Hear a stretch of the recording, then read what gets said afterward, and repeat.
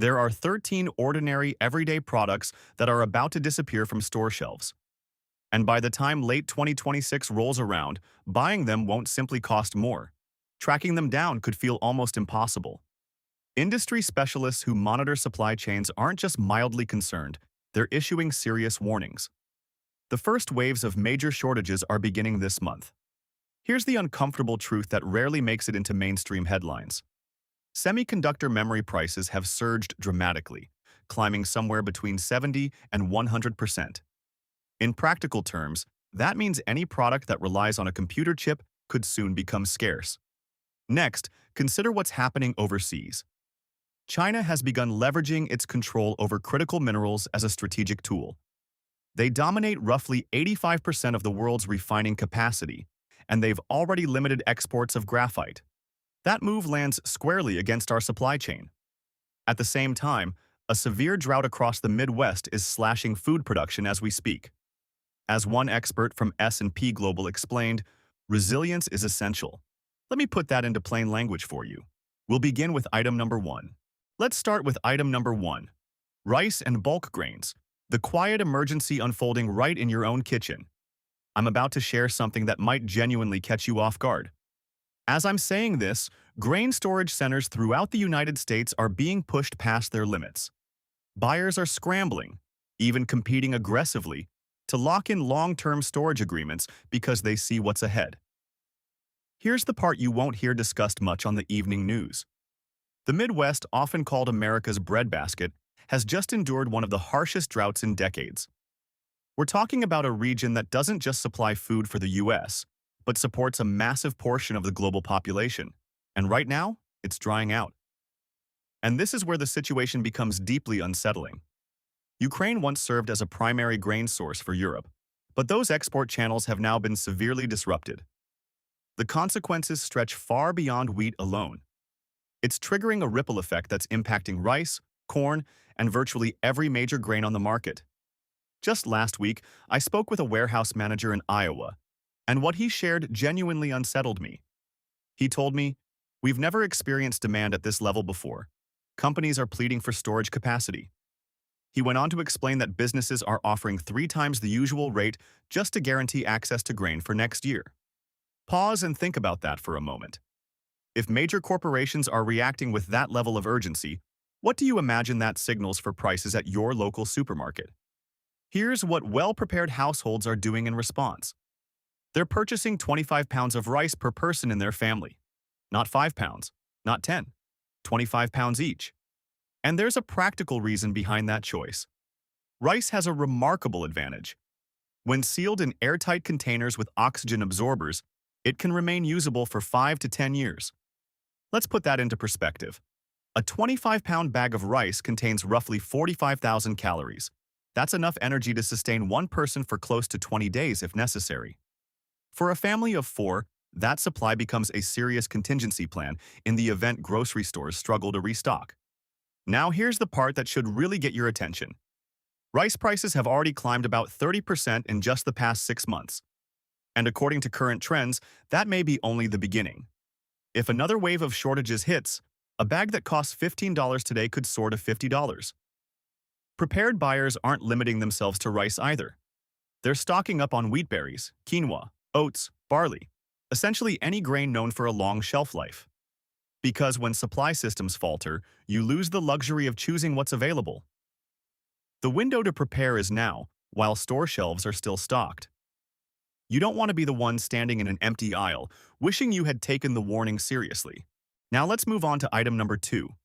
The food people barely think about until the shelf is suddenly empty. I'm talking about canned beans, the so-called poor man's steak. You might be rolling your eyes right now. Beans? Seriously? Yes, seriously. Because what's unfolding in the manufacturing world is a two-sided problem that's about to cut straight into your grocery budget. It's not only that growing conditions have become tougher, especially with the Midwest droughts I mentioned earlier. The bigger issue is the packaging itself. Aluminum and steel prices have surged, and those metals are what make the cans. Some canning facilities are actually shutting down production lines because the container now costs more to produce than the beans inside it are worth. When businesses hit that wall, they're left with 2 options: dramatically raise prices, or stop producing the item altogether. And right now, many are doing a bit of both. That's why you may have noticed shelf-stable protein either disappearing from stores or shrinking in portion size. A can of black beans that once cost 70 cents is quietly climbing, first to $1.50, then pushing toward $2. By late 2026, affordable protein that can sit safely on a shelf may no longer be affordable at all. Think about what that means in a real emergency. Protein isn't just food. It's strength, stamina, and survival fuel. If fresh meat becomes too expensive or unavailable due to power outages, those simple cans become essential. Here's a practical benchmark to consider. Aim for somewhere between 50 and 100 cans per person in your household. That might sound excessive at first, but it breaks down to roughly 1 can per day for about 3 months. In other words, it's a buffer, a cushion you'll be grateful to have. The good news is that canned goods are incredibly durable. Most varieties last anywhere from 2 to 5 years without issue. Just follow a simple rotation system. Use the older cans first and replace them with new ones as you shop. When you head to the store this week and notice kidney beans, chickpeas, or canned chili on sale, think bigger than just grabbing a couple. Consider picking up the entire case, because the period of ultra-cheap, shelf-stable protein appears to be fading, and you'll want to be prepared before that shift fully takes hold. Let's move to item 3, cooking oils and fats, a developing problem that barely anyone is discussing. Imagine this for a moment. A fish and chip shop owner in London named Harry used to pay £22 for a 20-liter container of sunflower oil. Now that exact same jug costs him £42.50, almost double what it was before. But here's the part that really hits hard. Harry isn't losing sleep over the higher price tag anymore. He's genuinely afraid he won't be able to source any oil at all. In fact, he's even considered selling his delivery truck just to build up a reserve of cooking oil. Pause and let that sink in. And this isn't just Harry's personal struggle. Versions of this story are unfolding across the globe. What we're witnessing is what industry analysts are calling a perfect storm in the edible oil market, and most households haven't seen it coming. Behind the scenes, several major disruptions are colliding at once. Russia and Ukraine previously accounted for more than half of the world's sunflower oil supply, and the war didn't simply interrupt production, it drastically reduced it. At the same time, Indonesia, the largest producer of palm oil worldwide, has cut back on exports. Severe droughts in South America are slashing soybean oil yields. And in Canada, climate-related setbacks are pushing farmers away from canola cultivation. If that weren't enough, the packaging used for cooking oil is becoming harder to source as well. Manufacturers that produce plastic bottles are grappling with raw material shortages. The entire edible oil packaging sector is scrambling to find substitutes as supply networks continue to strain. Here's something most people don't realize. We're also competing with fuel production. Biofuel manufacturing rose by 15% in 2022, and it relies on many of the same vegetable oils used in our kitchens. In other words, your vehicle and your stovetop are drawing from the same pool of resources. And when you look at market priorities, it's not hard to guess which demand often gets preference. The data reflects this pressure. In some regions, vegetable oil prices have climbed as much as 40%. Experts at Federo Foods are cautioning that cooking oil shortages could persist through 2025 as exports slow and worldwide inventories tighten. This isn't a hypothetical issue looming in the future. It's unfolding right now. So what steps should prepared households consider? Start by building a supply of different types of cooking fats sooner rather than later. Coconut oil offers one of the longest storage lives, lasting up to 2 years when kept properly sealed in a cool, dark place. Olive oil, avocado oil, and ghee are also solid additions to a well-rounded pantry. As a practical guideline, aim to store at least 6 bottles of assorted oils per person in your household. Keep them in a cool, shaded location and rotate them regularly to maintain freshness. And remember, oil isn't just a cooking ingredient, it's concentrated energy. In an emergency scenario, a single tablespoon delivers about 120 calories almost instantly. When a business owner in London is contemplating selling his truck just to secure cooking oil, it's a clear signal that pressures are mounting. Don't wait until shelves are picked clean and choices disappear. Take action while products are still within reach. Now let's talk about item 4, salt and food preservatives. What some are starting to call a modern-day white gold rush. Here's a statistic that might surprise you. At this very moment, some municipalities are paying around $120 per ton for emergency salt orders. That figure is nearly 3 times what they were spending just 2 years ago. So what changed? Last winter, New York City was hit with a salt shortage so intense that certain areas completely ran out. The state's largest salt terminal, a facility capable of storing more than 200,000 tons, abruptly halted bulk imports. Practically overnight, a major supply stream simply disappeared. And here's where it becomes even more eye-opening. American Rock Salt, the largest salt producer in the country, recently disclosed that they've already distributed 2.1 million tons this winter season alone. That surpasses their total shipments for all of 2024, and winter isn't even over yet. Mining operations are struggling to keep pace. Loading equipment has broken down, freight expenses have surged, and states like Florida and Texas are now competing for road salt due to unusually harsh winter conditions. Demand is rising in places that rarely even needed it before.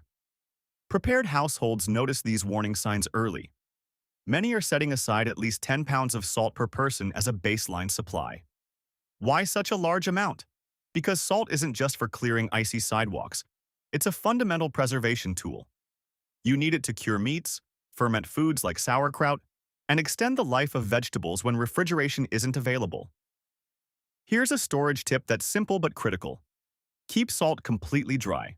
When protected from moisture, it doesn't spoil. In fact, salt recovered from ancient mines thousands of years old is still perfectly usable today. Let's move on to item 5. Powdered milk and dairy products, what many are starting to call a growing protein squeeze. This one catches a lot of people off guard. Dairy farmers are culling roughly 385,000 fewer cows than usual, largely because there aren't enough younger cows available to replace aging ones. So what does that mean in practical terms? It means herds are getting older, productivity is slipping, and the overall milk supply is becoming increasingly fragile. Here's another layer most people aren't hearing about. Avian influenza, commonly known as bird flu, isn't only affecting poultry anymore. It has also disrupted segments of the dairy industry, adding even more strain. In California, milk output in 2024 fell below 2022 levels for 4 consecutive months, something producers there hadn't seen before. But the deeper pressure point is powdered milk. In several Asian markets, skim milk powder prices have climbed by more than $1,100 per metric ton. Why does that matter for preparedness? Because powdered milk is shelf-stable protein. It delivers calcium, nutrients, and long-term storage reliability. When fresh milk becomes scarce or too expensive, powdered milk can serve as a dependable backup. Meanwhile, cracks are forming within the supply chain. Large dairy processors are shifting more of their milk toward cheese production, since cheese offers stronger profit margins than milk powder. Across Europe, dairy output has dipped about 3% and continues trending downward. In New Zealand, typically a stabilizing force in global dairy markets, drought conditions and rising operational costs are limiting production. At the same time, demand for organic milk has risen by roughly 5% in a single year. Some stores have even posted out-of-stock notices for organic options as supplies tighten. If distribution networks were to face a major disruption, powdered milk could quickly become a high-value commodity. Prepared households are choosing to secure larger quantities now, while availability remains steady. When sealed in vacuum-packed containers and stored correctly, powdered milk can remain viable for 20 years or more. That represents decades of dependable protein sitting quietly on a pantry shelf. Current forecasts suggest dairy constraints could persist throughout 2025 and potentially extend into 2026. The real question isn't whether shortages will eventually reach local grocery stores. It's how soon they might appear. Now let's talk about item 6, freeze-dried meals. Here's a number that might catch you off guard. By 2025, the global freeze-dried food industry has surged to nearly $40 billion. And here's the real issue. Demand is accelerating so quickly that production lines are struggling to keep pace.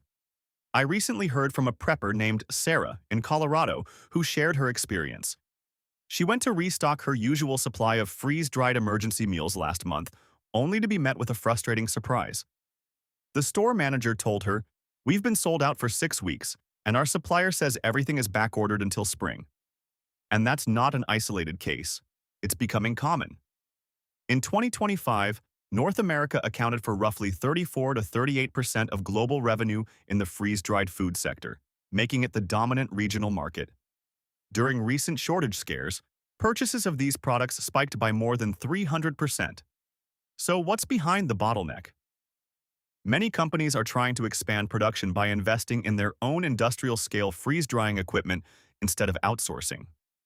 The problem is, constructing and outfitting new facilities isn't something that happens overnight. It can take years. Meanwhile, preparedness-minded households aren't waiting around. A common strategy right now is to store at least 1 to 2 weeks' worth of freeze-dried meals per person. The appeal is obvious. When properly stored, these meals can last up to 25 years. They require no refrigeration, minimal space, and only hot water to transform into a calorie-dense, ready-to-eat dish, often delivering over 1,000 calories per serving. If another large-scale disruption occurs, these products could disappear from shelves almost immediately. The smart move is to secure what you need while retailers still have inventory available. Let's move to item 7. Water purification tablets. Think back to what happened in Flint. Now imagine a similar water crisis unfolding across the country, only this time without a reliable safety net. At the moment, purification tablets are quietly becoming harder to find on store shelves. What makes this even more concerning is that most people haven't realized they should even have them on hand. China manufactures more than 60% of the chemical ingredients used in these tablets. With trade tensions running high, those supply lines are being disrupted piece by piece. We're talking about compounds like iodine and chlorine dioxide, substances specifically designed to neutralize harmful pathogens in contaminated water. Without them, unsafe water can quickly turn into a serious health threat. Here's the part that deserves your full attention. America's water infrastructure is already under strain. The American Society of Civil Engineers has graded U.S. water systems at a C-, barely above failing. When emergencies strike, whether hurricanes, earthquakes, or even cyber attacks targeting treatment facilities, access to clean drinking water can vanish fast. In those moments, a small bottle of purification tablets can mean the difference between safety and serious illness. Prepared households aren't buying just one container. They're storing several bottles for each family, building in redundancy. Because if your tap water suddenly turns discolored or your well becomes contaminated, running to the store likely won't be an option. Supplies will disappear almost immediately. Here's an important reminder. These tablets don't last forever. They come with expiration dates, so you'll need to monitor and rotate your stock regularly. Spending $20 today on a backup supply could be one of the simplest and most impactful insurance policies you ever purchase for your family. Let's move to item 7. Water purification tablets. Think back to what happened in Flint. Now imagine a similar water crisis unfolding across the country, only this time without a reliable safety net. At the moment, purification tablets are quietly becoming harder to find on store shelves. What makes this even more concerning is that most people haven't realized they should even have them on hand. China manufactures more than 60% of the chemical ingredients used in these tablets. With trade tensions running high, those supply lines are being disrupted piece by piece. We're talking about compounds like iodine and chlorine dioxide, substances specifically designed to neutralize harmful pathogens in contaminated water. Without them, unsafe water can quickly turn into a serious health threat. Here's the part that deserves your full attention. America's water infrastructure is already under strain. The American Society of Civil Engineers has graded U.S. water systems at a C-, barely above failing. When emergencies strike, whether hurricanes, earthquakes, or even cyber attacks targeting treatment facilities, access to clean drinking water can vanish fast. In those moments, a small bottle of purification tablets can mean the difference between safety and serious illness. Prepared households aren't buying just one container. They're storing several bottles for each family, building in redundancy. Because if your tap water suddenly turns discolored or your well becomes contaminated, Running to the store likely won't be an option. Supplies will disappear almost immediately. Here's an important reminder. These tablets don't last forever. They come with expiration dates, so you'll need to monitor and rotate your stock regularly. Spending $20 today on a backup supply could be one of the simplest and most impactful insurance policies you ever purchase for your family. Item number 9. Soap and hand sanitizers. Here's a detail most people never think about. The very same chemicals used to produce hand sanitizer are also essential for manufacturing paint thinners, heavy-duty industrial solvents, and even rocket fuel. So when supplies tighten, which sector do you think gets first access? It's not the companies bottling up hand soap. Chemical producers are currently reporting serious constraints on isopropyl alcohol, ethanol, and benzalkonium chloride. These aren't specialty additives. They're foundational ingredients found in countless hygiene products. And the supply chain is geographically concentrated. A large share of these chemicals comes from petrochemical facilities located in Texas and Louisiana. Those are the same regions frequently disrupted by hurricanes. They're also areas where production has been scaled back due to escalating energy costs. Now consider the bigger picture. In a severe emergency, whether economic turmoil, a widespread outbreak, or a natural disaster, soap isn't just about comfort or convenience. It becomes a primary defense against disease. During the 1918 influenza pandemic, an estimated 50 million people lost their lives worldwide. One of the most effective protective measures at the time wasn't high-tech medicine. It was consistent hand-washing with soap. In unsanitary conditions, illness spreads rapidly. If hospitals are overwhelmed and medical care is stretched thin, simple hygiene practices become one of the strongest protective barriers you have. Prepared households are responding by storing multiple forms of soap: liquid, bar, and alcohol-based sanitizer. Products containing alcohol tend to have especially long shelf lives when sealed and kept in stable conditions, sometimes lasting for many years. Here's a practical way to look at it. Spending $50 now to secure a solid hygiene reserve could mean avoiding illness when professional medical help isn't readily accessible. There aren't many purchases that offer that kind of potential return in terms of health and safety.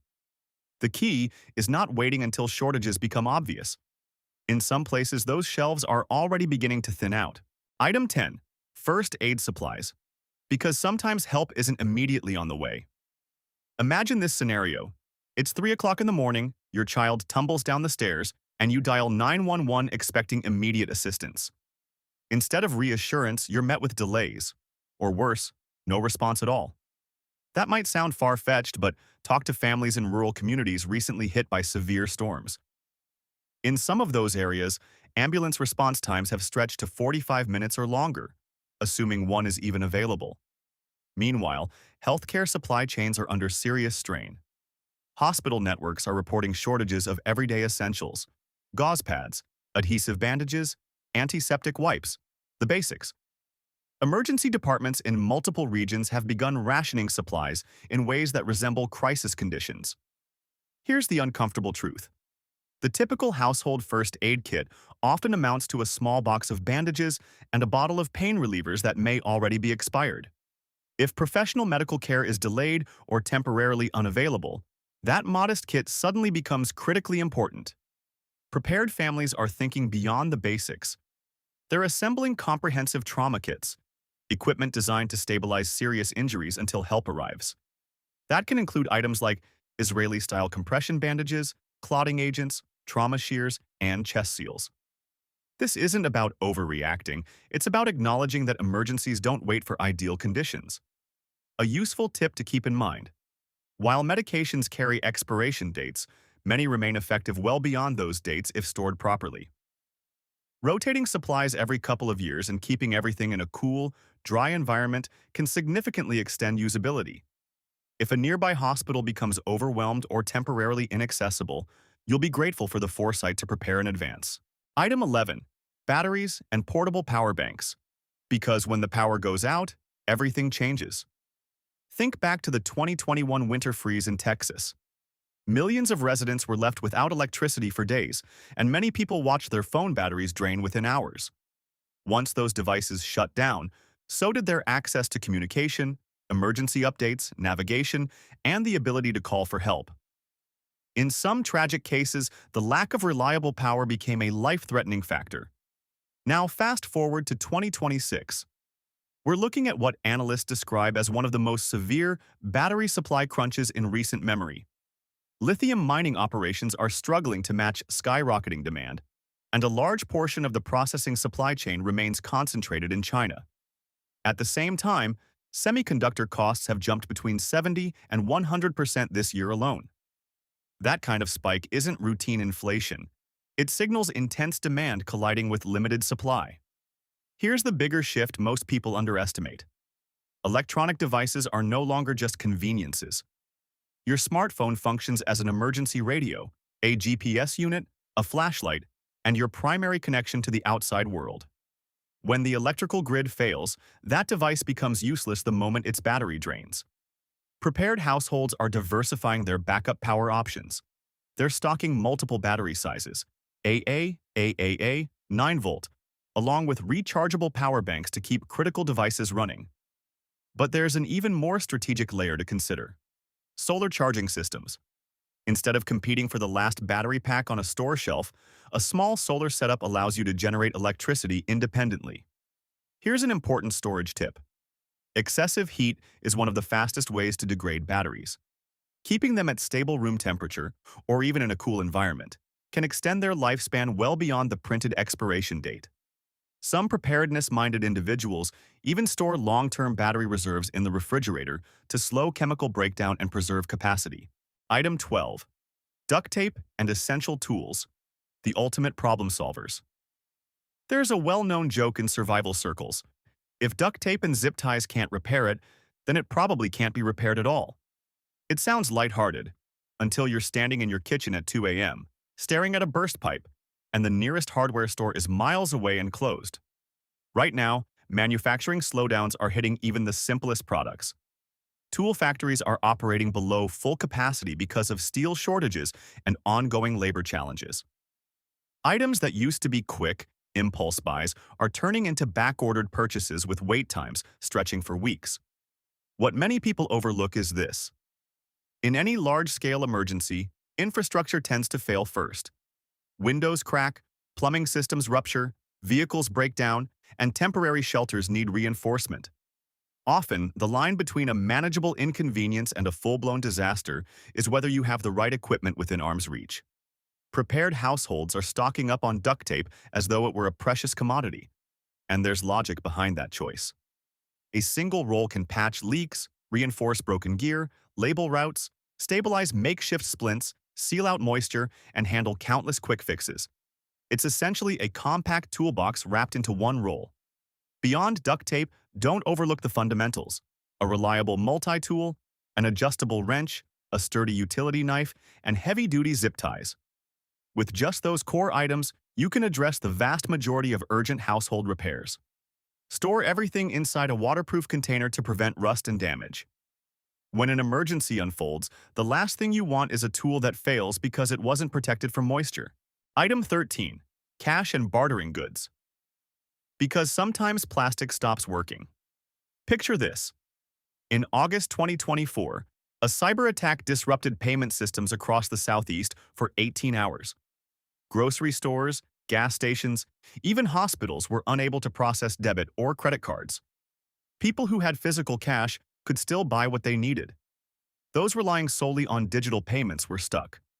It was a stark reminder of how quickly access can disappear. Electronic payment networks are more vulnerable than most people realize. One serious software failure, a coordinated cyber attack, or a widespread power outage can instantly cut you off from your own funds.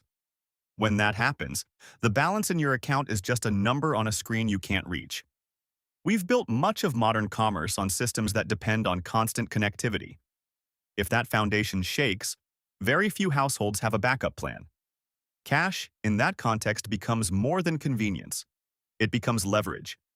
It allows you to purchase essentials, secure cooperation, and navigate situations where digital promises carry little weight. In emergencies, tangible currency often speaks louder than electronic transfers. Here's a practical detail many overlook. Smaller bills are far more useful than large ones. 20s, 10s, 5s, denominations that don't require change.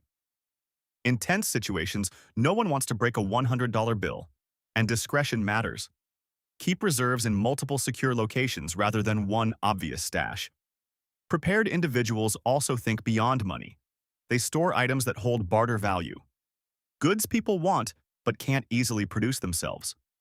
After Hurricane Katrina, stories emerged of bottled liquor being exchanged for labor and cigarettes, trading at astonishing value. In unstable conditions, comfort items carry surprising influence. Coffee, alcohol, batteries, small tools. These are things people recognize and desire. In uncertain moments, a hot cup of coffee or a simple convenience can mean more than luxury goods. Store these supplies properly. Sealed coffee can remain viable for years. Alcohol, when unopened, has an extremely long shelf life. Quality tools retain usefulness indefinitely. This isn't about exploiting others. It's about having flexibility when traditional systems falter. In a true crisis, resilience often depends on what you can contribute when someone else is in need. Now here's the hard reality. These supply pressures aren't hypothetical future scenarios. Many are already unfolding. At this very moment, warehouse managers are staring at thinner inventories where stock once sat. Supply chain professionals aren't just advising 3-month reserves anymore. Many are quietly building them for their own households. Those paying attention aren't waiting for dramatic headlines. They're acting before shelves empty completely. Each day of hesitation can mean higher prices. Each passing week can mean fewer options. Windows of opportunity rarely stay open for long. When they close, competition intensifies and panic buying follows. This isn't about spreading fear, it's about basic economics. When supply contracts and demand expands, scarcity follows. Preparation simply shifts you out of that scramble. The question isn't whether disruptions will eventually affect your region. The question is whether you'll be positioned to handle them calmly when they do. Don't wait until you're staring at empty aisles wondering why you didn't move sooner. Start small if you need to. Choose 3 items from this list and secure them this week. Preparation doesn't have to happen overnight. Steady, consistent action builds resilience over time. Share this information with people you care about. Family, friends, neighbors. A well-prepared community is safer than a single well-prepared household. Stay informed. Monitor developments. Adjust as needed.